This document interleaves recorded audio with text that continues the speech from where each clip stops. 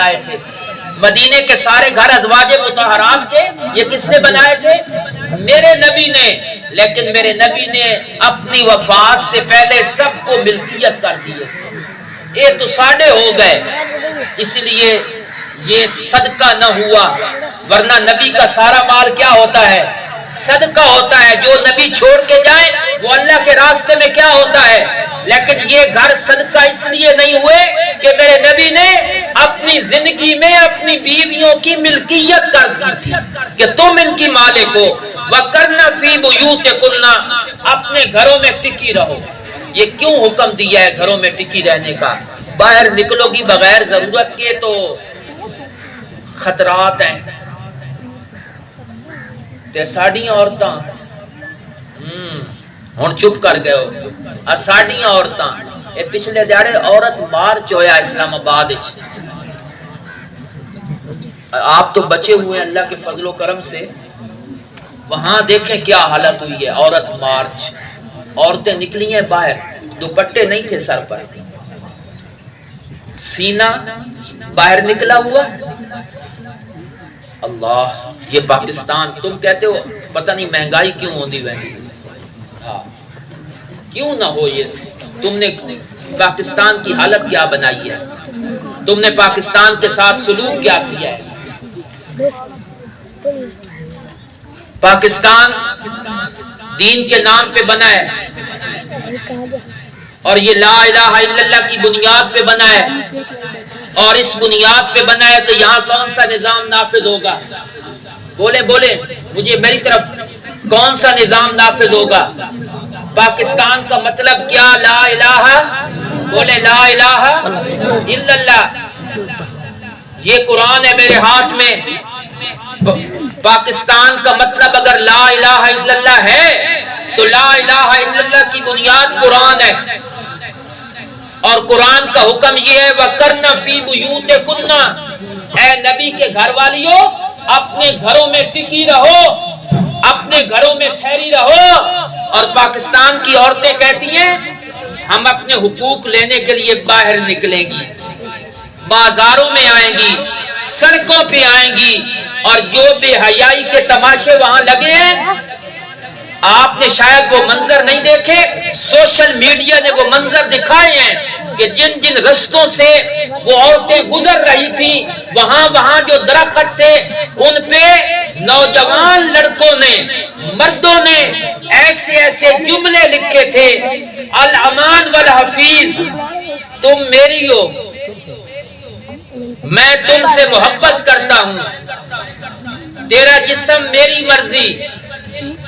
یہ ان خواتین، آپ کی بھی مائیں بہنیں بیٹیاں ہیں، آپ کی ماں بہن بیٹی کو اگر، اور اتنی گستاخی والا جملہ تھا ایک وہاں، اتنی گستاخی والا، حضرت عائشہ کی عمر 9 سال تھی جب نکاح ہوا اور حضور کی عمر 53 سال تھی۔ یہ جملہ بھی وہاں لکھا ہوا تھا کہ ایک عورت کہتی ہے مجھے 9 سال کی عمر میں میری مرضی کے بغیر 53 سال کے مرد کے نکاح میں دے دیا گیا۔ اتنی توہین حضرت عائشہ رضی اللہ تعالی۔ پھر کہتے ہو پتہ نہیں پاکستان ترقی کیوں نہیں کرتا؟ ترقی تب کرے گا جب دین کی بنیاد پر ہوگا۔ وَقَرْنَ فِي بُيُوتِكُنَّ، ٹکی رہو اپنے گھروں میں، اپنے گھروں میں ٹھہری رہو۔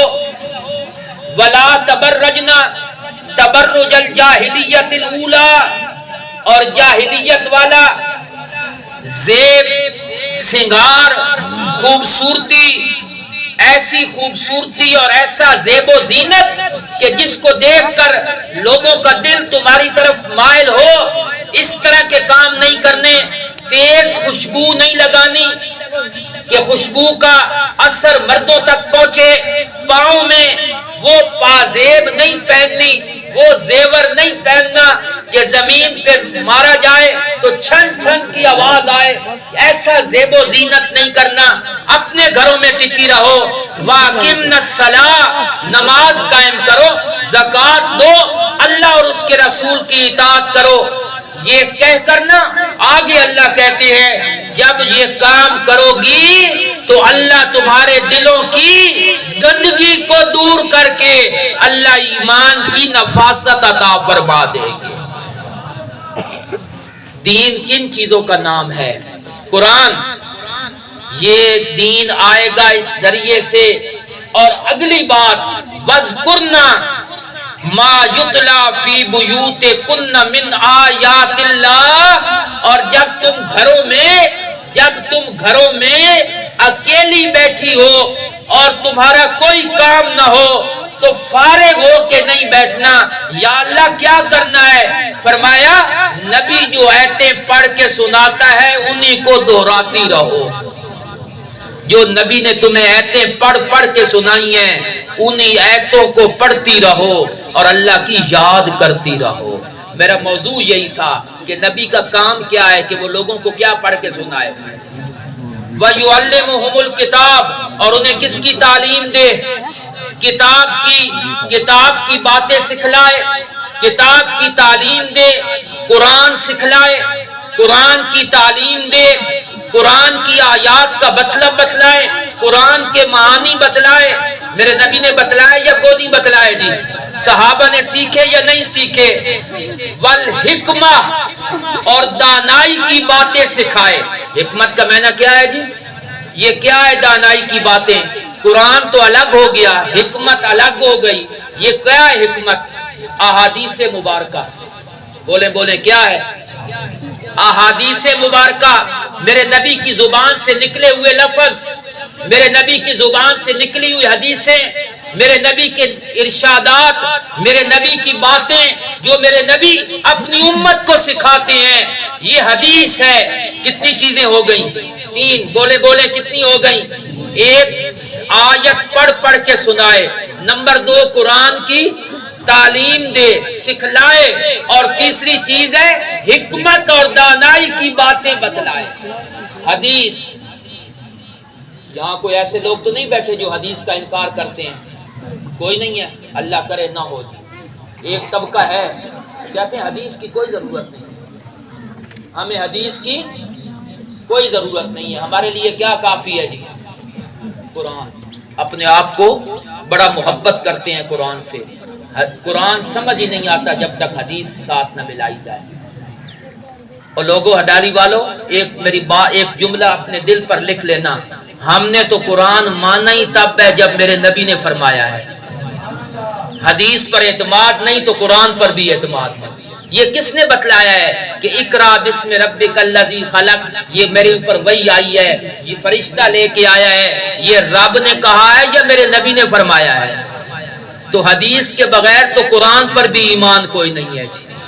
ہر دانائی کی بات میرے نبی نے سکھلا دی، ہر دین کی بات میرے نبی نے سکھلا دی، میرے نبی نے بتلا دی، اصول بتلا دیے، طریقے بتلا دیے۔ یہ 3 کام جب وہ نبی کر لے گا، پیغمبر قرآن کی آیتیں بھی پڑھ کے سنائے گا، پیغمبر کتاب کی تعلیم بھی دے گا، پیغمبر حکمت اور دانائی کی باتیں بھی سکھائے گا، تو پھر ان تینوں کا نتیجہ کیا نکلے گا؟ وَيُزَكِّيهِمْ، جب لوگ اپنے نبی سے یہ تینوں باتیں سیکھ لیں گے تو اللہ ان کا دل اتنا روشن کر دے گا کہ اس میں سے رب نظر آنے لگ جائے گا۔ وَيُزَكِّيهِمْ، دل پاک کر دیں گے اللہ۔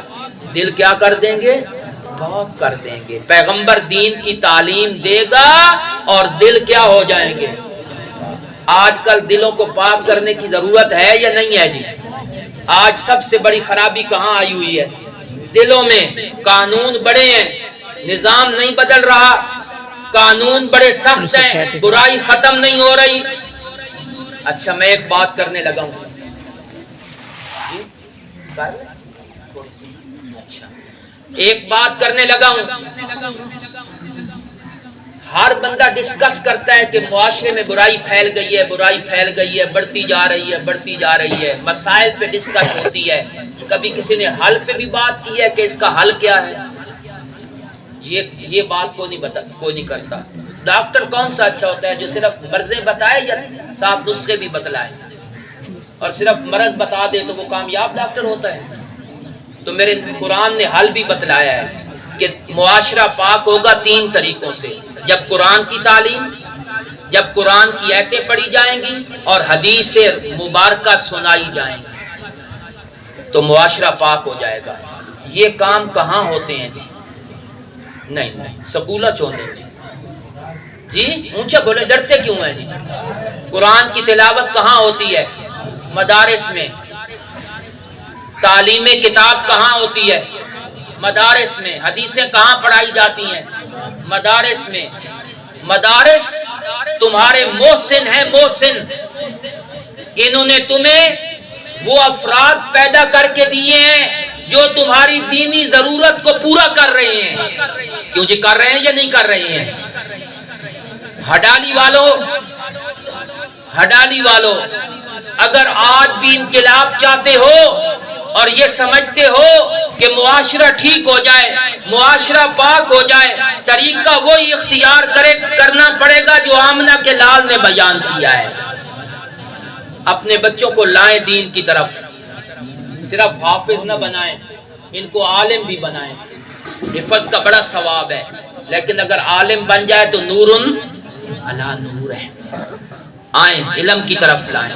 یہ مدرسہ ہے، یہ ادارہ ہے، یہاں پڑھائی ہوتی ہے، یہاں ان کو وہ پڑھائیں وہ باتیں جس کے لیے اللہ نے اپنے نبی کو بھیجا ہے، جس کے لیے اللہ نے اپنے پیغمبر کو بھیجا ہے۔ دین کی باتیں سکھلائیں، دین کی باتیں پڑھائیں۔ ایک بچے کو حافظ قرآن بنائیں، پھر اس کو عالم دین بنائیں۔ بنانا چاہیے یا نہیں بنانا چاہیے جی؟ نہیں بنانا چاہیے۔ آپ ڈاکٹر بناتے ہیں، آپ پروفیسر بناتے ہیں، مجھے اختلاف نہیں ہے، میں نہیں کہتا کہ نہ بنائیں۔ یہ ڈاکٹر، پھر میری بات وہ جو میں نے شروع کی تھی وہاں آ رہی ہے، ڈاکٹر کی ضرورت ہر بندے کو نہیں ہے۔ کیوں جی صرف بیماروں کو ہے یا صحت مندوں کو بھی ڈاکٹر کی ضرورت ہے؟ اچھا وکیل کی ضرورت ہر بندے کو ہے یا کیس والوں کو ہے؟ جن کے کیا لگتے ہیں کیس، ان کو وکیل کی ضرورت ہے۔ اور رب کے سامنے جب جانا ہے اور اللہ کے سامنے پیش ہونا ہے، وہاں ہر بندے نے اپنے رب کے سامنے جواب دہ ہونا ہے یا نہیں ہونا جی؟ وہاں ہر ایک کی ضرورت ہے یا نہیں؟ ڈاکٹر ہر بندے کی ضرورت نہیں، وکیل ہر بندے کی ضرورت نہیں، لیکن رب کے سامنے جو پیشی ہوگی وہ ہر بندے کی ہوگی۔ تو کم از کم ایک بچہ تو ایسا بنائے جو رب کے سامنے تمہاری سفارش کرے اور تمہاری انگلی پکڑ کے تجھے جنت میں ساتھ لے جائے۔ کیوں بے ضرورت ہے یا نہیں ہے؟ کیا نہیں پیش ہونا اللہ کے سامنے یا ہونا ہر بندے جی؟ اتنے سفارشی دی ضرورت ہے یا نہیں ہے جی؟ یا منکر و سفارش دے؟ بولتے نہیں ہیں۔ سفارش ہونی ہے یا نہیں ہونی؟ اللہ کے حکم سے ہونی ہے یا نہیں ہونی؟